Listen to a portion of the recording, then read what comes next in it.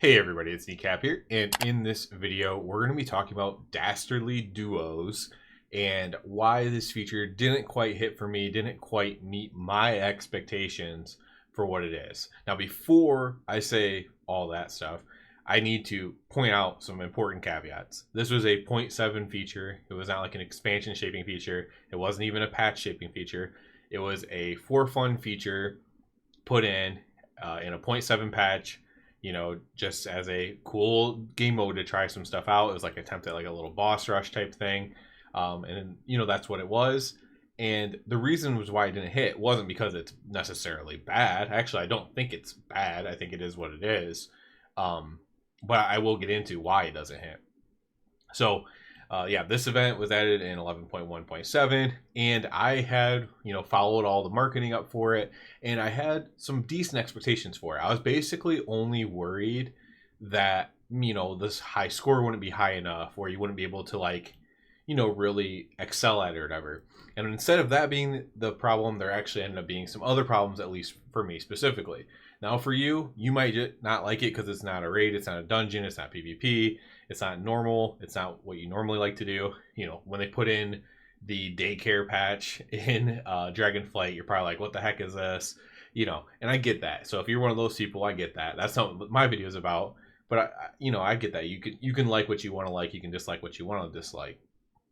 For me, it was watching the video that they put out actually and explaining that it was kind of be like an arcade mode, right? That's exactly how they depicted it. It was going to be like an arcade. They mentioned pinball. And unfortunately, the two biggest things that are a problem with this are a combination of the NPCs that you can have helping you out, and the fact that it's better to play without them, and to play without them in a way where you are actually just in a full party. So what do I mean by that? So I mean Rep Paladin. So I came in on a Rep Paladin with the NPCs. I'm like, okay, I tried to do it solo without the NPCs. That didn't work out too well. You do need like some amount of survivability, like a tank or whatever. So that didn't work out. So I'm like, okay, I'll do it with the NPCs.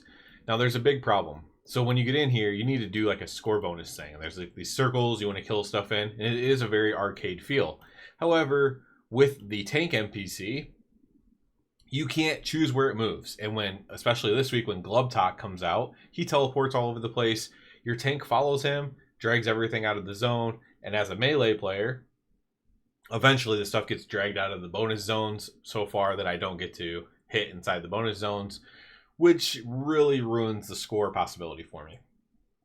Any melee player is going to have that problem, especially, even if you have shorter melee than Paladin, like a warrior or a rogue or something like that, right? Any melee player is going to have this issue, and it's really rough. So as a pure melee player, you can't really do this event as a melee DPS player, like if that's what you are. So, I switched to Prot.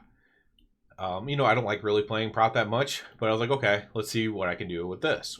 Because now I can control all the mobs and pull them into, the zones and keep them in the zones. Well, my score went up quite a lot, honestly. It went almost 4 times, or at least like 3 times my high score by doing so, by getting all the bonus of killing them in the zone. However, I was kind of limited still on like what my max score could be. I saw some other people's high scores, some friends' high scores, and I'm like, how did you do that? Am I missing something here? And I'm like, well, the first thing that came to my mind was like, did you do that solo or did you do it in a party? They explained that they did it in a party, and that everyone's using their things of calling constantly, increasing time if they need to, and just constantly summoning infinite adds, keeping everything in the ×2 or ×6, I guess, eventually, circles, and just spamming everything out there. So, basically having a party of players is infinitely better than the NPCs. You can't really do it without the NPCs, and so it's only solo content if you're a ranged player or a healer or a tank, right? So melee DPS are excluded. Now that is a subset of the player base. It's basically excluded from queuing alone. And then also, even if you are a tank or you're one of these other things, if you really want to max score out, you actually need to find a full group of people to do it. if you don't know, I don't even know. I didn't even watch the they did like an Echo versus Liquid thing. I can't imagine how many millions of points they were getting in that. But I know like a normal group, you could probably get 2 million points pretty easy as like a group of 5. Like 2 million is probably pretty simple to get. I don't know if anyone's going to get that solo unless there's a bug or something that you can make you get a million. I don't think there's any normal way that a solo player could get a million points. Not based on what I've seen. I could be wrong though. There could be some, like I said, there could be something I'm not fully taking advantage of or whatever. But either way, by having multiple people using these horns of calling and stuff like that, it's obviously better if you have multiple people, right? You can also have, you know, during the trash gathering, you can have one person killing all the props or something while everyone gathers the trash or whatever. You know, you could have different strategies. You can have one person kicking the cherry bombs in to the correct spots. With a party, it's just infinitely better. And so, with that, I don't think every piece of content that they make needs to be solo queue or soloable or whatever, right? We just had Horrific Visions. That's a very fun form of solo content, at least to me.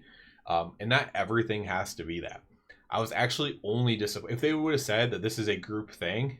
First of all, they should really have like a way to queue for this or something. Like queue for Dastardly Duos in this way.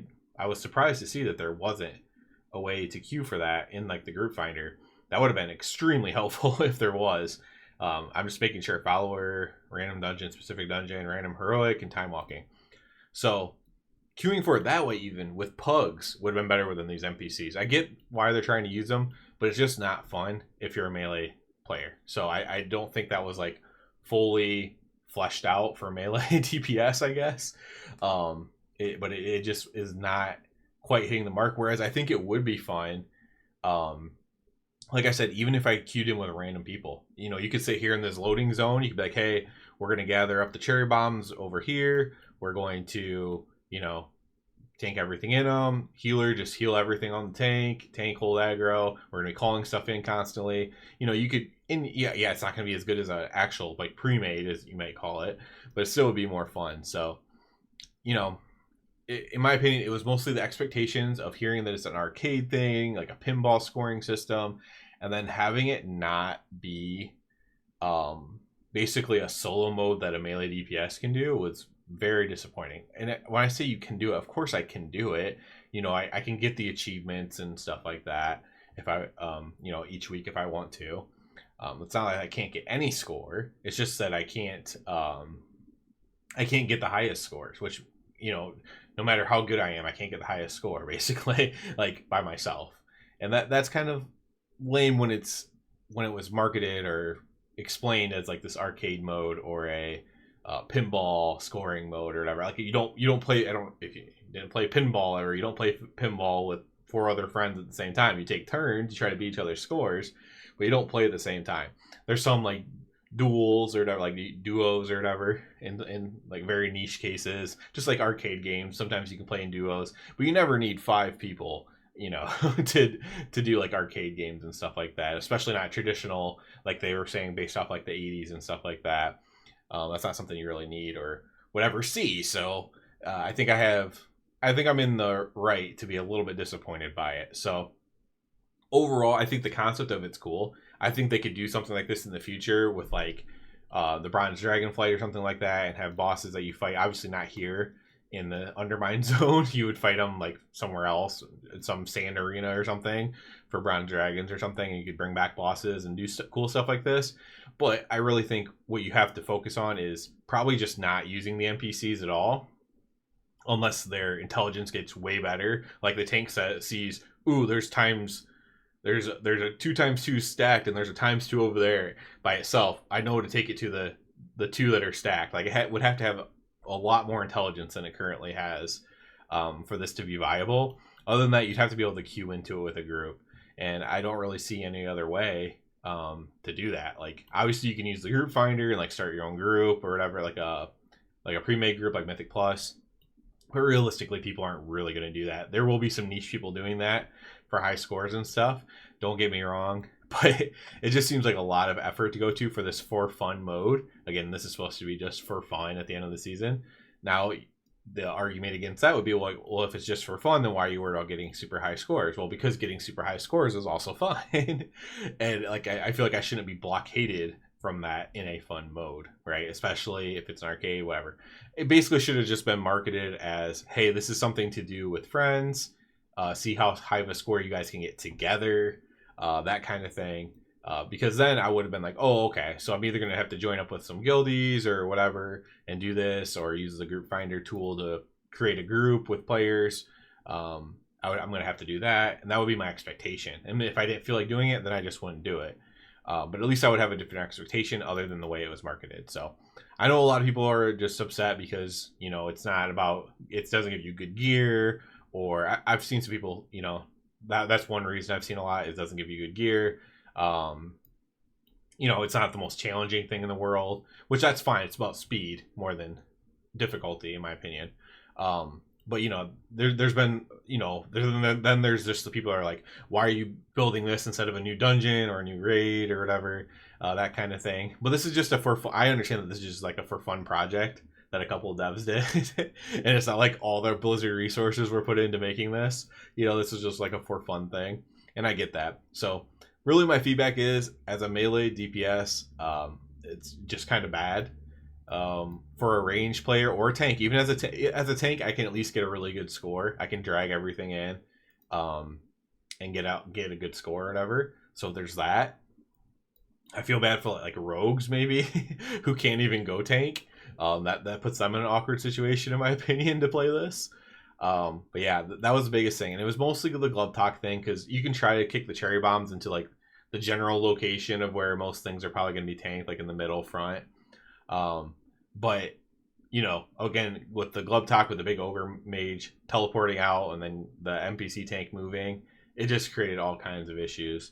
Where if I got super good RNG, I could get like a decent score, and if I didn't get super good RNG, I'd get a terrible score, and it was just kind of rough. So I just wanted to kind of give my feedback and my thoughts on it. For me, it did not hit. I don't think it was fully fleshed out, especially that whole melee DPS thing. Especially, like, you got to understand, I think, that all players are going to want a chance to get the same score. Like, if you're a rogue DPS, you should have the same chance to get a good score as, like, a mage DPS or whatever, right? Or whatever. Like, that should be the same thing. I should be able to play Rep Paladin and not have to play Prop Paladin or whatever. Like, that should be something I get a chance to do as well. Like, my score shouldn't jump drastically because I switched to Prot instead, because I can tank the stuff in the right zones. So I think that stuff could have been thought of a little bit better, and any future iteration of this, it would need to be thought of better, especially if it was going to be something that wasn't just thrown in at the end of a patch. Like, ooh, we're going to have this Bronze Dragon thing, this evergreen content where you can fight old bosses and, you know, continually try to get your score up, and the scoring system's infinite and stuff like that. If they ever added something like that, they would have to, you know, think about the issues that I brought up here in this video. I know other people have other issues. That's fine. I'm personally not. Why am I not mad and enraged like some people? Why am I not hateful? Because the devs who worked on this are actually like really caring devs, and you know, they didn't do this out of malice or because they're dumb or whatever. Like, it was just probably some oversight, or, you know, not thinking, you know, people would take it that seriously or care or whatever, or not think that many people would even try it, or whatever their thinking was, right? It was just a little bit off, and you know, that's why it's important to give feedback, and then they can know, okay, in the future, you know, I need to figure out how to make a rogue DPS have the same thing as a mage DPS, have the same thing as a prop paladin, have the same thing as a group of 2, have the same thing as a group of 5, or at least close to it.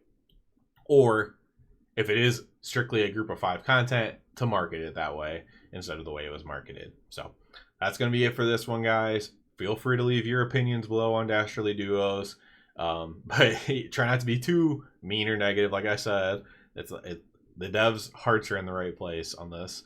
It just might have missed the mark. So as always, I do ask you to please subscribe to the channel. It helps me out a lot. And other than that, everybody have a good one.